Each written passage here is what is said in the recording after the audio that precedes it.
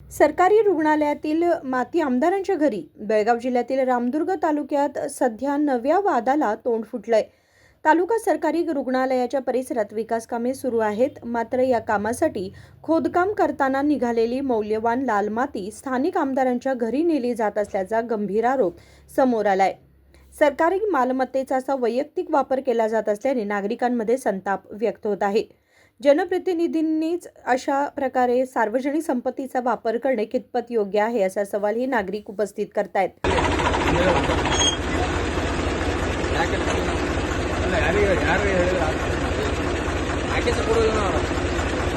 राशेकर Hiremath, KMM Marathi, Belgaum.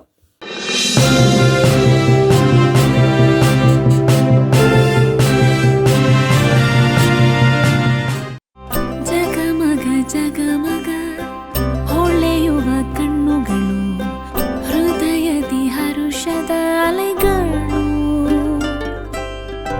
ಬಂದಿದೆ ಶುಭಗಳಿಗೆ ಪ್ರೀತಿಯ ಗಳಿಗೆ, ರೇಷ್ಮೆಯಲ್ಲಿ ಸುತ್ತಿದ ಸ್ವರ್ಣಗಳಿಗೆ।